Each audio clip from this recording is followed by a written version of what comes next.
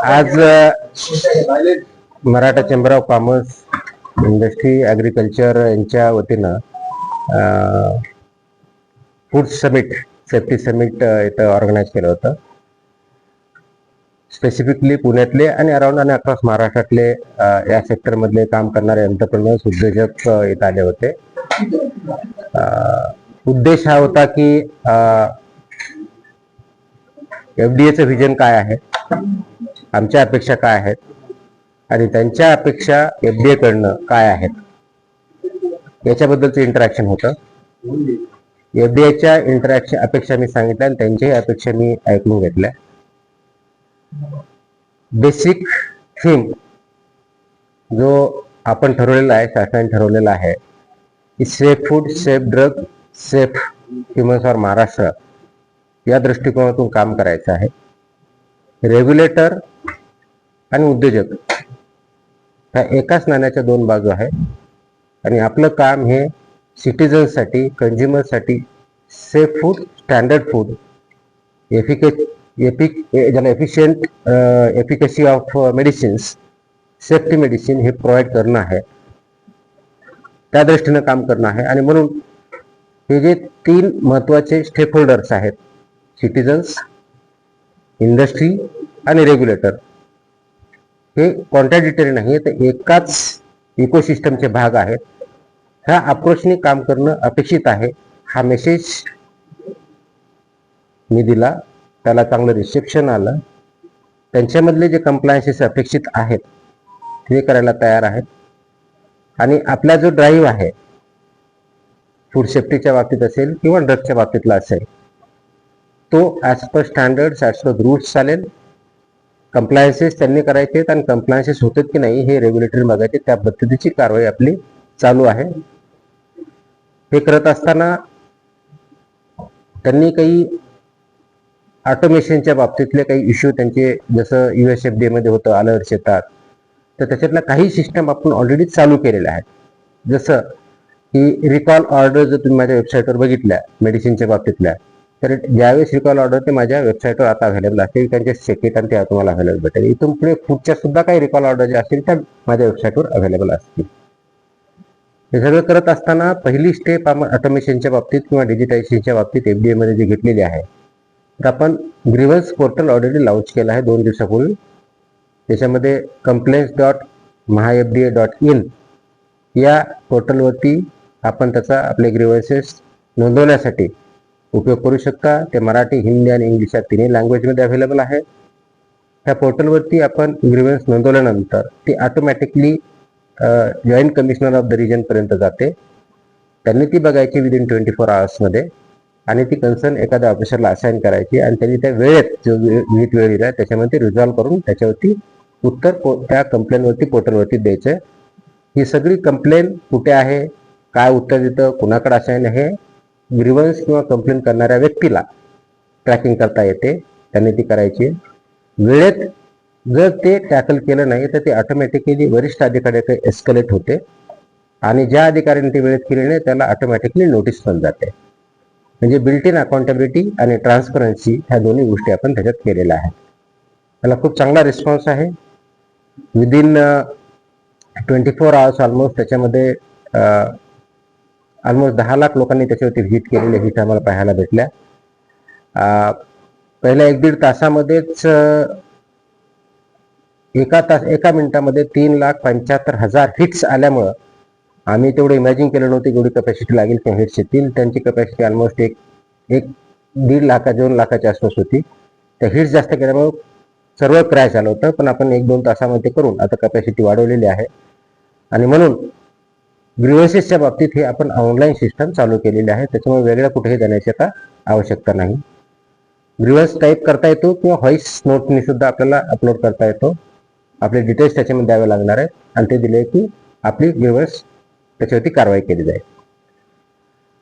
त्याचबरोबर आपण पुढच्या काही काळामध्ये एफडीए मध्ये ऑटोमेशन घेणार आहोत. तो विषय तर इंडस्ट्रीने काही रेज केला की आम्हाला जे काही अलर्ट्स असतील ते आपल्या पोर्टलवरतीच बघता येईल. तसं आपण इंटिग्रेटेड पोर्टल म्हणजे आपल्या आत्ताच्या सर्व्हिसेस ज्या आहेत लायसन्सिंग त्या पूर्ण ऑनलाईन आहेत. फूडच्या बाबतीत फॉस्टकास्टवरती आहेत, ड्रगच्या बाबतीत आपली एक्सेलेंट पोर्टल आहे, त्याच्यावरती आहे, परंतु ते लायसन्सिंगच्या बाबतीत आहे. पण इथून पुढच्या सगळ्या गोष्टी ऑटोमेशन कशा करता येईल याचा प्लॅन आमच्या लेवलला चालू आहे आणि पुढील काही 6 महिने ते 1 वर्षाच्या काळात ते पण पूर्ण ऑटोमेशन करण्याचा आमचा प्रयत्न आहे. त्याचाच पार्ट एक जे ब्लॉकचेनचा विषय आहे त्याबद्दलचे त्याच्यामध्ये कॉम्पोनंट आहे. ब्लॉकचेन टेक्नॉलॉजी तुम्हाला माहिती आहे, ज्याच्यामध्ये एखादा इंडस्ट्रियलिस्ट आहे, लायसन्स दिलं, त्यांना कधी नोटीस दिली, त्याचं कधी लायसन्स सस्पेंड केलं, त्यांचं कधी अनसेफ फूड आलं, हे रेकॉर्ड त्यांच्या त्या लायसन्सच्या नावावर आपल्याला कायमस्वरूपी दिसणार आहे. म्हणजे आज किती वेळेस गेलं त्याचं रेकॉर्ड राहतं नाही राहत, कुठं बघतं, हे वेगळं बघण्याची गरज पडणार नाही, ते ऑटोमॅटिकली दिसेल. आणि त्याच्यामध्ये आम्हाला जर शक्य झालं तर ते कंझ्युमरला पण माहीत असेल की ह्या बिझनेसेसमध्ये कशा पद्धतीचं आहे. तर याचा पण आम्ही त्याच्यामध्ये विचार आहे की यांच्याबद्दलचं आतापर्यंत काय काय ॲक्शन झाल्या, चांगल्या असतील, नॉट सो गुड असतील, तर हे पण कंझ्युमरलाही कसं बघता येईल याचा आमचा त्याच्यामध्ये विचार चालू आहे. परंतु ॲज अ रेग्युलेटर हे डेफिनेटली एका क्लिकवरती एखादा एंटरप्रेनर असेल, लायसन्सी असेल, त्या लायसन्सीवरती आतापर्यंत काय झालेलं आहे, लास्ट लायसन्स झालं, वेळेत नाही झालं, नोटीस गेली, इम्प्रुव्हमेंट नोटीस गेली, वगैरे वगैरे, ह्या गोष्टी ॲट 1 क्लिक अवेलेबल असाव्यात, जेणेकरून आपल्याला त्या उद्योगाच्या बाबतीत, एंटरप्रेनरच्या बाबतीत काय काय झालेलं आहे हे कळेल. हा त्या ब्लॉकचेनच्या पाठीमागचा कन्सेप्ट आहे. येस, बिलकुल, ते सगळे तुम्ही तिथं ऐकलंय, सगळं बघितलंय, परत करायचं. एका उद्योगाने समजा जर कंप्लेंट केलं नसेल तर त्याचे सर्व उद्योग एकाच खाली येणार. Please understand. नाही ना, लायसन्स असं त्यावेळेस त्या पर्टिक्युलर फर्मला असतं, त्याचे कंप्लायन्सेस त्यांनी करणं अपेक्षित असतं. पण एकच माणूस आहे, त्याचे 4 उद्योग आहेत, राईट. म्हणजे त्यांचे कोणते कोणते उद्योग आहेत, दुसरीकडे तसे कंप्लायन्सेस लॅब्स आहेत की आम्हाला बघता येतील. ज्यावेळेस एक लायसन्स असतो, लायसन्सी असतो, आणि ते पर्टिक्युलर प्रॉडक्टच्या बाबतीत असतं किंवा सर्व्हिसच्या बाबतीत असतं, तर त्याचे रूल्स त्यांनाच लागू नाही, त्याचे रूल्स दुसऱ्याला लागू नाही होऊ शकत, जरी व्यक्तित्व असला तरी. पण ॲज अ रेग्युलेटर आम्ही हे बघू की जर इथं हे लॅकून आहे आणि सेम बिझनेस दुसऱ्या ठिकाणी त्यांचा आहे, तर आम्ही ते चेक करू की तिकडे कसा बिझनेस आहे का. That will help us decision making. मोठ्या कारवाया सुरू आहेत,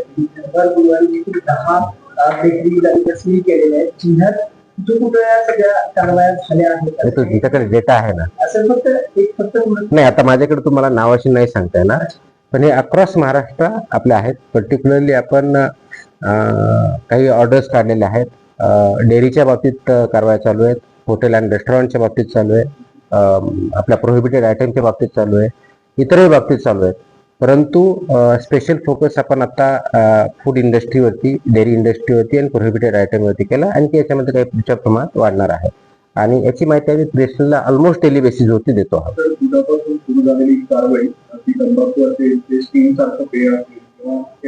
डॉक्टर्सपर्यंत येऊन पोहोचलेली आहे.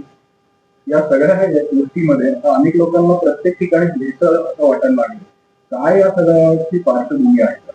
नाही, भेसळ ह्या दृष्टिकोनातून बघायचं नाही. आय थिंक नागरिकांना माझं ते आव्हान आहे. मी आता इथं माझ्या ओपनिंग रिमार्क्स मध्ये बोलण्यामध्ये बोललो की आपण हा जो भेसळ युक्त पदार्थ किंवा भेसळ आहे त्यासाठी FDA आहे हा कन्सेप्ट डोक्यातून काढून टाका. प्रथमतः नागरिकांनी काढावा, मीडियानी काढावा, इंडस्ट्रियलिस्टनी काढावा. कारण ओरिजिनल जो ऍक्ट होता फूडच्या बाबतीत होता prevention of food adulteration act 1954, म्हणजे भेसळ थांबवण्यासाठीचा ऍक्ट होता. दॅट वॉज चेंज इन 2006, 2006 मध्ये चेंज आला. त्याच्यानं food safety and standards act आला 2006 मध्ये. त्याचं इम्प्लिमेंटेशन 2011 पासून सुरू झालं. हा 360 डिग्री चेंज आहे, prevention of food adulteration to food safety and standards. त्याच्यामुळे हा बदल फक्त पेपरवरचा न राहता तो आपल्या आयुष्यात बदल आहे हे लक्षात घ्या. म्हणून आपण एखाद्या पदार्थाकडे किंवा वस्तूकडे बघताना ती अडल्टरेशन आहे की नाही एवढं न बघता ती स्टँडर्ड प्रमाणे आहे की नाही हे बघायला शिकलं पाहिजे. कारण स्टँडर्डच्या आधारे सेफ्टी आहे. स्टँडर्ड जर असेल तर ऑफकोर्स ती चांगली आहे. आणि म्हणून ते कोणते स्टँडर्ड्स आहेत ते फसाने ठरवलेले आहेत. आतापर्यंत त्याच्यामध्ये फूड सेक्टरमध्ये 22 प्रकारचे स्टँडर्ड्स आहेत वेगवेगळ्या पद्धतीने. त्या स्टँडर्ड प्रमाणे ते प्रॉडक्ट असावा, ते मार्केटमध्ये यावे आणि ते कंझ्युमरला त्या स्टँडर्ड प्रमाणे भेटावे, हा त्याच्या पाठीमागचा उद्देश आहे. हे कंप्लायन्सेस उद्योगाने करायचे आणि ऍज अ रेग्युलेटर म्हणून ते कंप्लायन्स करताय की नाही हे एफडीएने बघायचं. त्या सगळ्याचा ओव्हरऑल उद्देश हा नागरिकांच्या हेल्थ याच्याशी संबंधित आहे. म्हणून सेफ्टी आणि health of people is of importance हा त्याच्यातला इश्यू आहे. आणि म्हणून हे सगळं करताना आपली हेल्थ चांगली राहायची असेल तर आपण ज्या गोष्टी खातो पितो औषध घेतो ह्या स्टँडर्ड प्रमाणच्या आहेत का, सेफ आहेत का, हायजिनिक आहेत का हे बघणं गरजेचं आहे. त्याच्यामुळं फक्त एक्सपायरी डेट कधी आणि किती किंमत आहे एवढ्या पुरतं बघणं न थांबता त्याचे इन्ग्रेडियंट काय आहेत आणि ते स्टँडर्ड प्रमाणे आहेत की नाही याच्यावरती फोकस होणं गरजेचं आहे. तो अप्रोच चेंज होणं गरजेचं आहे. फक्त भेसळ आहे अशा दृष्टिकोनातून न बघता ते स्टँडर्ड आहे का, सेफ आहे का आणि तुमच्यासाठी ते योग्य आहे का हे जर बघितलं तर खूप चेंज होईल. आणि त्या दृष्टीने ती आपली मानसिकता ऍज अ कंझ्युमर म्हणून आपली बदलण्याची गरज आहे. ऍज अ इंडस्ट्री म्हणून त्यांनी कंप्लायन्सच्या दृष्टिकोनातून बदलणं गरजेचं आहे आणि ऍज अ रेग्युलेटर म्हणून आम्ही त्या दृष्टीने बघणं गरजेचं आहे. अनेक जिल्ह्यातल्या अनेक आस्थापनांकडे लायसन्स देखील लागले. विना परवाना किती दिवस झालं तो सगळा बिझनेस चालू आहे. ज्यांच्याकडे आहे त्यांनी रिन्युएट लागू केले. तुम्ही ते पण बघताय आता सगळं. या सगळ्या लोकांना काय सांगाल ज्यांना काही आम्ही याच्यामध्ये ऑर्डर्स आपल्या स्टँडर्ड आहेत. लायसन्स नसेल तर 10 लाख रुपयाचा दंड आहे. विदाऊट लायसन्स जर तुम्ही बिझनेस करत असाल. आतापर्यंत आम्ही तेवढा दंड लावत नव्हतो, कमी मध्ये भागून नेत होतो. इथून पुढे ते कमी मध्ये चालणार नाही. माझ्या अधिकाऱ्यांना सांगितलंय किती छोटा असेल असं वाटत जरी असेल तर 10 लाख लिमिट आहे तर 10 लाख लावू द्या. सो दॅट अनलायसन्स किंवा अनरजिस्टर्ड उद्योग कुणी करू नये हा त्याच्या पाठिंब्याचा उद्देश आहे. आणि जेणेकरून लायसन्स घ्या, रजिस्ट्रेशन घ्या, ऑनलाईन आहे, लवकर भेटतं, ती काही अडचण नाहीये. आणि आपण नियमानुसार स्टँडर्डनुसार काम करा. तर हे केलं तर तुमचाही उद्योग व्यवस्थित चालेल आणि नागरिकांना व्यवस्थित फूड भेटेल. एका वेळेस सॉरी तक्रारी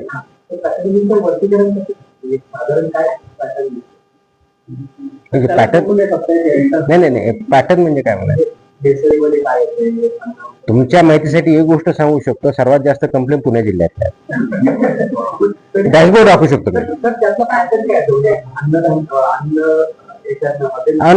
अनहायजेनिक फूड ह्या सर्वात जास्त कॅटेगरी आणि मानवी आरोग्य धोकादायक ठरणाऱ्या कुठं आढळले आहेत का? त्याचे आपले सॅम्पल येतात, सगळे होतं. त्यात आपण डिस्क्लोज करतो. जे अनसेफ असतो तर रिकॉल करतो. अनसेफ साठी त्याचं लायसन्स सस्पेंड करून पुढची कारवाई करतो. आपलं चालू आहे आणि ती माहिती आम्ही प्रेसला देतो.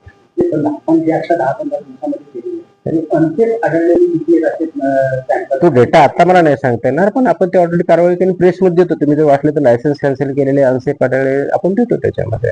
आता देतात ज्या ते सांगितलं असेल काय कारवाई करतो त्याची प्रत्येक कंप्लेंट इन्व्हेस्टिगेट केली जाते. ते जाऊन तपासतो अधिकारी. त्याच्यानंतर ज्या प्रकारच्या तिथं लॅकुना आहेत, कंप्लेंट केली म्हणजे 100% खरी असेल, पार्टली खरी असेल, डिपेंड. तिथे गेल्यानंतर तपासणे ते स्टँडर्ड प्रमाणे काम करतो. आम्ही जर गेल्यानंतर अधिकाऱ्यांना माझे इन्स्ट्रक्शन असे आहेत त्या पूर्णपणे आपण इन्स्पेक्शन करायचे ॲज पर द स्टँडर्ड. जे आपले स्टँडर्ड्स अँड रेग्युलेशन त्या एस्टॅब्लिशमेंटला लागू आहे ते पूर्ण तपासणी करायची. फक्त कंप्लेंट आला तेवढा पार्ट न करता पूर्णच तपासणी करायची. सो दॅट तो बिझनेस ती इंडस्ट्री त्या नामप्रमाणे काम करते की नाही हे तपासायचं. आणि त्या फाइंडिंग ज्या असतात त्याच्या आधारे आपण कारवाई करतो. आणि ज्या प्रकारचा व्हायलेशन असेल त्या प्रोपोर्शनली आपण त्याच्यावरती कारवाई करतो. कशाचा नाही एकूण कारवाईचा म्हणजे पहिल्या 24 तासात 500 होत्या. काल म्हणजे आज मला बघता आलं नाही, आम्ही बघू. पण तो ऑनलाईन आहे आता, त्याच्यामुळे तो डॅशबोर्डच आहे. तो एवढी अधिकारी म्हणजे पुणे जिल्ह्यात किती आहेत ना हा जॉईंट कमिशनर आहेत माझे. पुणे डिव्हिजन का जिल्हा नाही जास्त असतील. तुम्हाला पुणे तुमच्या डिव्हिजनचे कितीच बघा. I can show you the sorry ते चालूच आहे. ते कंटिन्यू. आता 1 मिनिटात सांगितलं 2 मिनिटं आकडा चेंज होणार आहे. पहिल्या 24 तासात 500 होत्या. काल म्हणजे आज मला बघता आलं नाही, आम्ही बघू. पण तो ऑनलाईन आहे आता, त्याच्यामुळे तो डॅशबोर्डच आहे. तो एवढी अधिकारी म्हणजे पुणे जिल्ह्यात किती आहेत ना हा जॉईंट कमिशनर आहेत माझे. पुणे डिव्हिजन का जिल्हा नाही जास्त असतील. तुम्हाला पुणे तुमच्या डिव्हिजनचे कितीच बघा. I can show you the sorry ते चालूच आहे. ते कंटिन्यू. आता 1 मिनिटात सांगितलं 2 मिनिटं आकडा चेंज होणार आहे. त्याच्यामुळे किती झाला म्हणजे तुम्हाला मी प्रेस आय थिंक सर्वात जास्त प्रेस FDA ला मिळाल्यानंतर सुरू झालाय. ऑलमोस्ट डेली बेसिसवर आम्ही देतो, ऑलमोस्ट डेली बेसिसवरती. आणि तुम्ही तेच मला रिपीट क्वेश्चन करताय. दुसऱ्या नाही प्रश्न विचारू त्यांना. एक मिनिट. इतक्या प्रमाणात मोठ्या प्रमाणात सॅम्पल घेतात ते संसर्गाच्या कारणास्तव तो टाटा तुमचं लक्षात no no no no no no you are wrong. संस्थेच्या कारणास्तव नाही, संस्थेच्या कारणावर नसतं ते. डिस्ट्रॉय करण्यासाठी अनसेफ असेल तरच डिस्ट्रॉय होतं. संस्थेच्या कारणावरून नसतं. तिथे ज्या फाइंडिंग असतात त्याच्या आधारे असतात. नंबर 1 ते कारण सांगतो मी तुम्हाला, ऐकून घ्या. अनसेफ फूडची डेफिनेशन कायद्यात दिलेली आहे. अनसेफ फूड मधला सर्वात मेजर घटक, वन ऑफ द मेजर घटक is unhygienic preparation. Please understand. जर अनहायजेनिक प्रिपरेशन असेल, तिथं मला बुरशी दिसलेली असेल, तर ऑटोमॅटिकली इट बिकम्स अनसेफ. आणि ते जर मी ते चालू ठेवलं, कंझ्युम केलं, फूड पॉइझनिंग झालं, इट इज नॉट अलाउड. म्हणून त्यासाठी ती पनिशमेंट आहे, कायद्यातच आहे. त्याच्यामुळे आम्ही कायद्याचं व्हायोलेशन करतो का? ऍब्सोल्युटली नाही, कायद्याप्रमाणेच जात आहोत. तिथे जर अनसेफ असेल, अनसेफ फॉर कन्झम्पशन असेल, तर आम्हाला ती कारवाई करणार. हे आजचं रूल आहे, त्याच्यामध्ये कोणतीही चूक नाही आहे. सॅम्पलचे रिझल्ट, तुमचा जो पुढचा कॉन्सिक्वेन्स प्रश्न आहे की ते वेळेत येतात का? स्पीड वाढलेला आहे. मी जसं पाठीमागे प्रेस पण दिली होती, तुम्ही वाटली की नाही मला माहित नाहीये. जून महिन्यामध्ये फूडचे सॅम्पल आपण 6400 पेक्षा जास्त टेस्ट केले आहेत. आणि 15 जुलैपर्यंत, 1 जुलै ते 15 जुलैपर्यंत फूडचे सॅम्पल आपण जवळजवळ 8000 पेक्षा जास्त टेस्ट केलेले आहेत. By the end of month almost आपण करंट लेवलला येऊ. म्हणजे विदिन 14 डेज आपण फूडचे सॅम्पल कशाही परिस्थितीत त्याचे रिझल्ट देऊ. ही परिस्थिती by the end of month येत आहे. त्याच्यामुळे तशी लॅबची प्रॉब्लेम नाहीये. एक फक्त यामध्ये रिस्पॉन्स असा होता की थांबा. सर्वाधिक हायजेनिक अनहायजेनिक पुणेकर खातात. नाही. लक्षात घ्या, हे जनरल स्टेटमेंट करून we should not scare either the people किंवा इंडस्ट्री. ह्या दोघांना स्केअर करायचं नाही आपल्याला. कारण नागरिक तेवढे जास्त जागरूक असतील,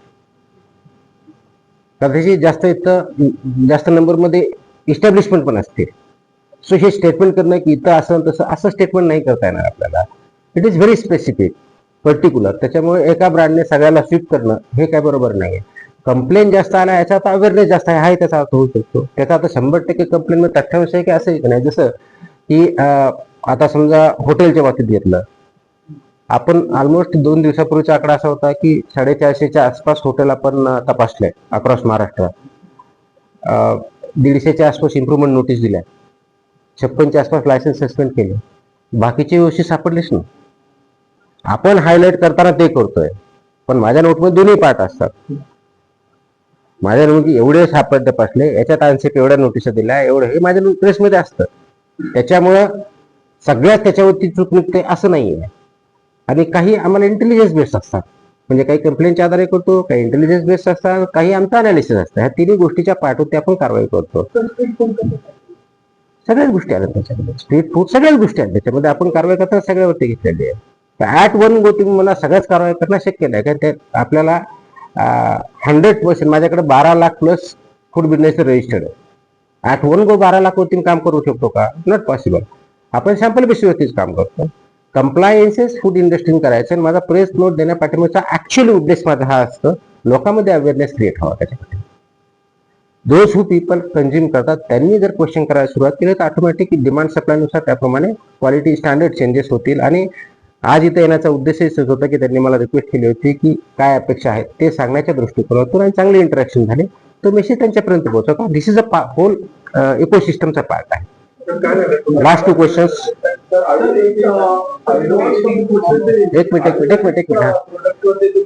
कशावरती? सर्वांवरती करतो आपण. सगळं प्रेस नोट देतो तुम्ही. मी बघितलं, मला एक जाणवलं की मी फार्मसीच्या सुद्धा नोट्स देतो, ड्रगच्या सुद्धा प्रेस नोट देतो. तुम्ही ऑब्झर्व करा, त्याच्यामध्ये सगळं नमूद असतं. डेली येत नाही, पण जेव्हा जेव्हा त्याप्रमाणे कारवाई होते 2-3 दिवसामध्ये त्यांची सुद्धा येते. ऑफकोर्स ते लॉजिकल कन्क्लुजनला जातं. ते नुसतं कारवाई केली संपलं असं नसतं. एक मिनिट. लास्ट हिंदी में नहीं, इंग्लिश में बोलूंगा. बताइए. टेस्टिंगला तर शेवटचं टेस्टिंग एक मिनिट इथे आले. मराठी लेखतं मराठी देतो हे शेवटचा हा मुद्दा असं आहे जिथे तुकाराम मुंडे जातात तिथे कारवाई सुरू होतो घराला सुरू होतो पण पुन्हा बदली होते त्यांची पुन्हा ते पहिले पाडे पंच होत. आता इथं किती दिवस सरकार तुम्हाला ठेवेल माहित नाही कारण प्रेशर आहे जनतेमध्ये मान्य आहे पण त्यानंतर पुढं काय कारण सिस्टीम लागली पाहिजे. माझा प्रयत्न सिस्टम लावण्याचाच असतो. माझा प्रयत्न सिस्टम लावण्याचाच आहे. आणि आजही ते मी इथं ऍड्रेस करताना हेच सांगितलं की आपण we have to create systems. ते स्टँडर्ड प्रमाणे आहेत आणि त्या लास्ट लॉंग होतील. कारवाई त्याचा एक पार्ट आहे, हा एकमेव पार्ट नाही. सगळ्या फ्रंटवरती काम चालू आहे. सगळ्या फ्रंटवरती म्हणजे माझ्या अधिकाऱ्यांना एम्पॉवर करण्याचं आहे, त्यांचा अवेअरनेस वाढवण्याचा आहे, इंडस्ट्रीचा अवेअरनेस आहे, त्यांनी स्टँडर्ड पाहावं त्याच्या बाबतीत आहे, ऑटोमेशनच्या बाबतीत काम चालू आहे. राईट. जसं की रजिस्ट्रेशन जे म्हणलं रजिस्टर ते एका महिन्यात जवळ 1.5 महिन्यात जवळ 1 लाखापेक्षा जास्त रजिस्ट्रेशन वाढले. या सगळ्या फ्रंटवरती काम चालू आहे. इन्स्पेक्शन आम्ही करायला लागलो जास्त. इन्स्पेक्शनच्या आधारे कारवाई करतोय. प्रोहिबिशनवरती भरपूर कारवाया होत आहेत.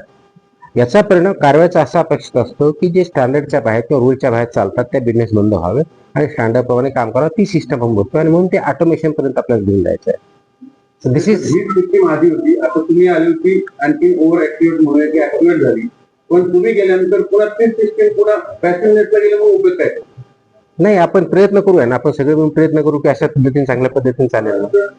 Yes yes yes.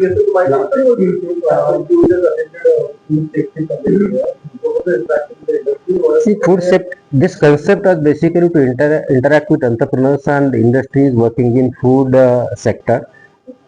How to promote food safety is the issue which we are addressing. As a regulator, we have to implement and execute regulations which are there as per the FSSAI. There are 28 regulations, of which 22 belong to food safety and standards. These standards need to be implemented in letter and spirit by food safety industry. These have to be complied by industries and entrepreneurs who are working in this sector in the interest of safety and hygiene, health of the people. Whether they are following or not, implementing or not, that is the job of regulator as a FDA commissioner of the state to implement it. So this interaction was intended to have a two-way dialogue between FDA as a regulator and entrepreneurs and industries who are working in this sector. So they had certain issues which were not very clear to them. I addressed those issues. I told the expectations as a government, what we have expectations as a regulator, what we have expectations from the industry. Government expect growth and development across India, across state. Each individual has to grow, has to be healthy. In that matter, as a regulator, what we are expecting is you have to implement as per the standards which are laid down, and this standard affect the food consumed by every citizen leads to and affects health. This health depends on what type of products you make. The moment you take ownership and you start making products as the standard, health of the people will benefit, efficiency will go up, productivity will go up, growth will boost. So that's where they need compliances to be done as per all these 22 regulations wherever they apply, and as a regulator we will ensure that those don't comply will be taken to task and those who comply have nothing to fear. This is the overall crux of it. Going forward, they suggested can we have some committee. I am for it. If they want to have interaction, we can have a committee, their representative, and we will sit and meet regularly. If they have certain issues, they can discuss with us, and whatever their issues, we will address them. Blockchain technology, everybody aware. See, the issue is automation. The issue came up that how can they have, they know the circulars, recall orders to the public at large. So that is already made available on my website, FDA Maharashtra website. You can just log in and check in that there are recall orders of the NSQ, not for standard quality medicines which are found. So that we implement, we issue the press note also that people are aware. So going forward, we have to go for full automation and we are working on it. If they have some suggestions, we are welcome to that. Part of that will be a blockchain technology use along with AI technology, machine learning. All this will be used for transparency, database decision making, evidence-based decision making, which is available in the public domain, including the industry. That's the overall architecture we are working on. In recent times, we've seen a lot of activities with a lot of brands names are under the scanner. What are your No brands are under my scanner. Unsafe food and unsafe drugs is under my scanner.